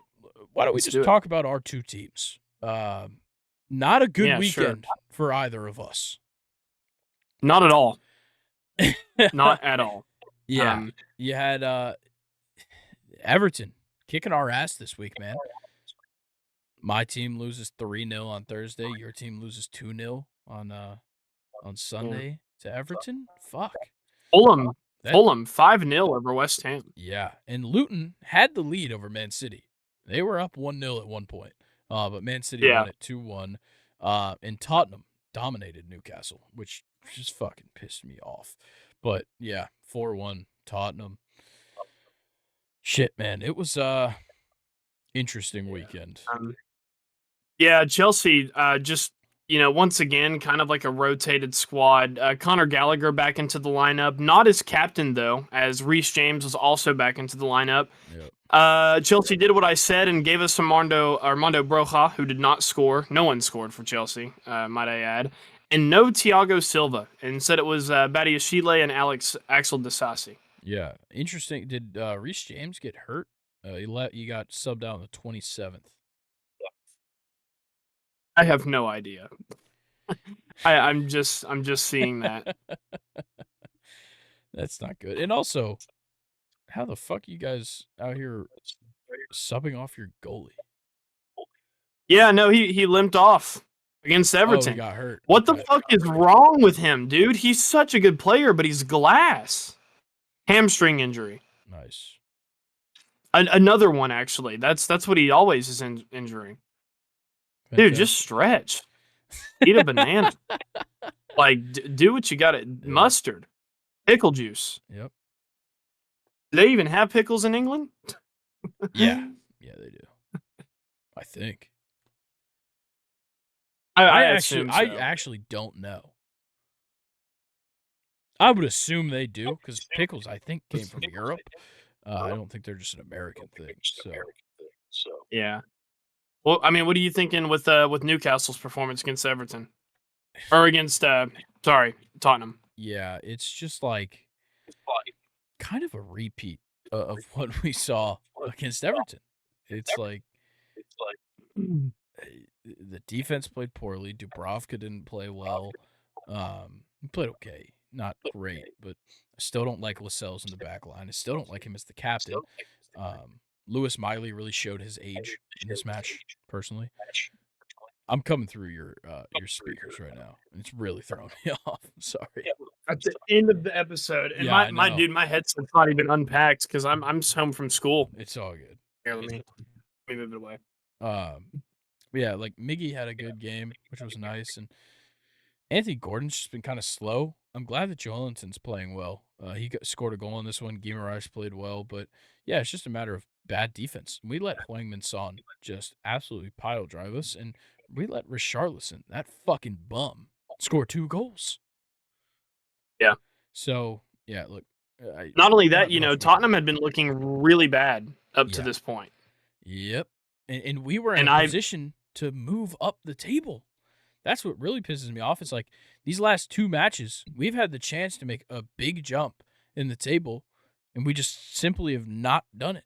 And now, dude, we're sitting here, and Liverpool is in first place because Arsenal lost to Villa. Villa is quickly climbing. They now find themselves in third place, 2 points clear of Man City. And we're sitting here in 7th when we should have overtaken Man U and we should have overtaken Tottenham. And instead, we lose 2 straight. And Manchester United, gets away with it, considering the win against Chelsea earlier in the week. And then they lose to Bournemouth. But we, once again, don't pick up any points, still can't pass them. And then Tottenham gets this win and kind of saves themselves from dropping too far. Yeah.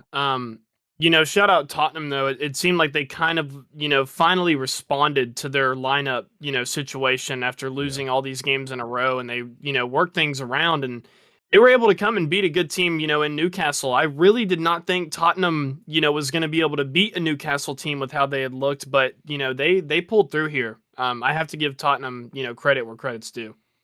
All right. Well, yeah, I think that's really all we need to talk about here. Let's go ahead and give an update on the Sunday Night Football game. The Cowboys still up. It's 24-13 with about 6 minutes left in the third quarter as of right now. Dak, like we talked about, had that touchdown earlier.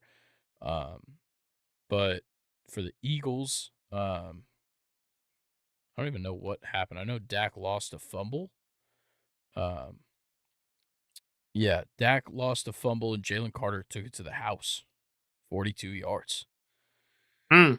Impressive by the big man. Yeah.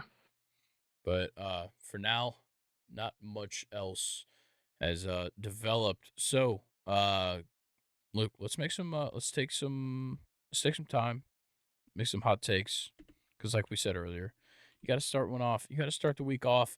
You got to really use that brain of yours. And I'd like you to go first. Yeah, I think so are we making it's just regular stake your claim, right? I Anything. haven't done it in so long. Yeah, literally. I think the Falcons are going to have it figured out next year. I don't know. I know this is coming from a non-Falcons fan, but when I watch the Falcons, they truly have some guys mixed in their, lineup defensively and offensively. Once they get a quarterback, Grayson, y'all are going to be set. And I don't really think the NFL realizes that. Is the Falcons are really not that bad of a team, and what they have had to put up with this year, they've done a very good job. Yeah, I think for the most only part. thing that could set us back from where we're at right now, which, funny enough, I think either way we go sets us back, is either keeping Arthur Smith or not keeping Arthur Smith. Because if you fire him, you got to get a new head coach. You need to acclimate, blah, blah, blah. If you keep him, he's there, and that hurts us. Yeah. I think. That's on me personally. But, yeah, I don't know. I think I definitely agree with you. I think we've got some great players, some very promising guys to look at on this team. Obviously, at the skill positions, you have some of, the most highly touted guys in their draft classes. And they're just kind of sitting here wasting away. Yeah.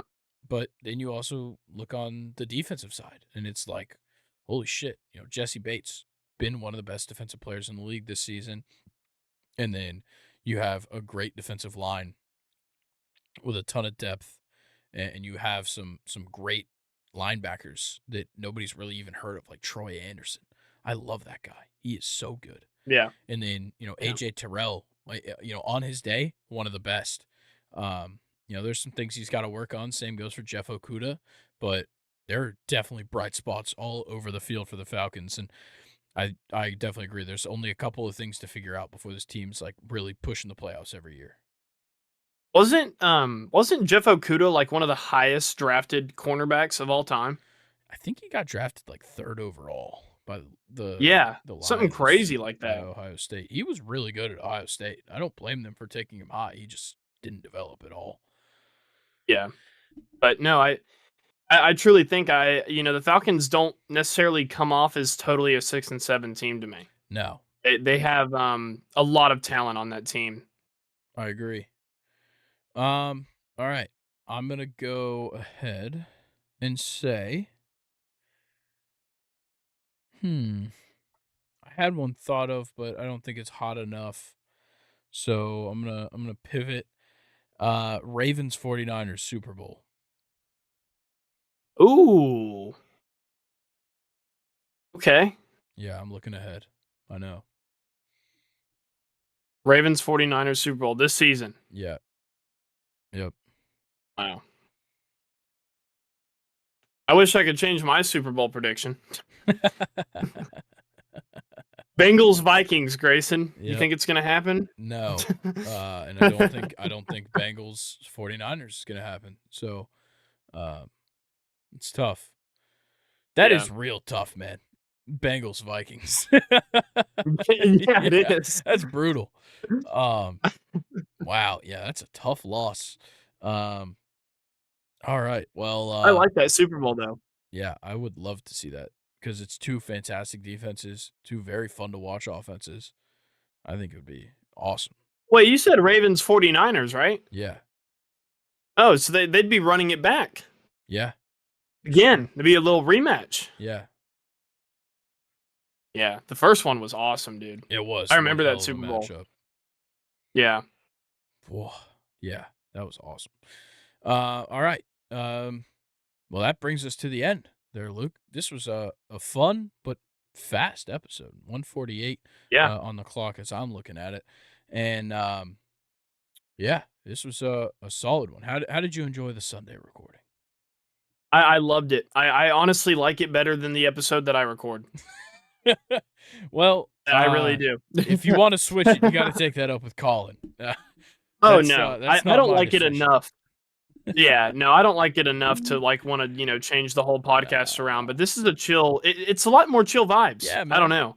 Look, I A lot more literally chill. like a lot of times what me and Colin will do is like we'll talk in here almost all day and then just kind of hop into the recording once Sunday Night Football starts, um, and just vibe, man. It's fun, for Yeah. sure.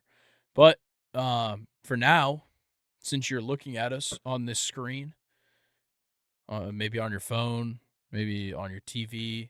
If you have a Tesla, maybe it's on your Tesla screen.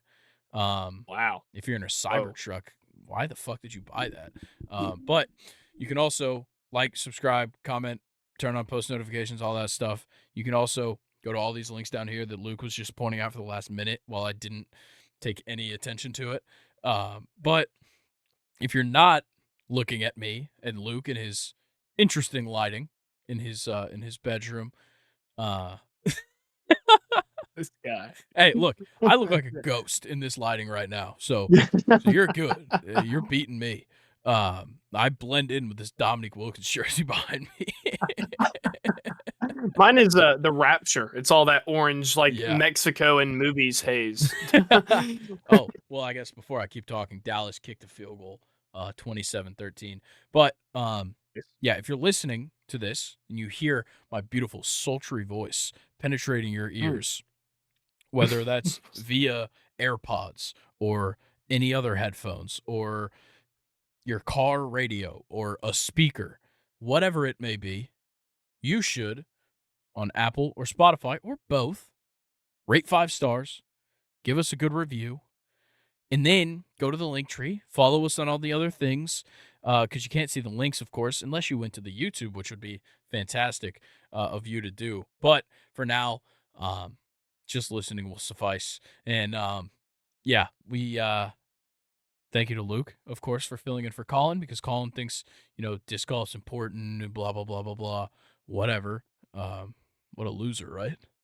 Whatever, Brody Smith. Yeah. Who do you think you are, Paul Macbeth?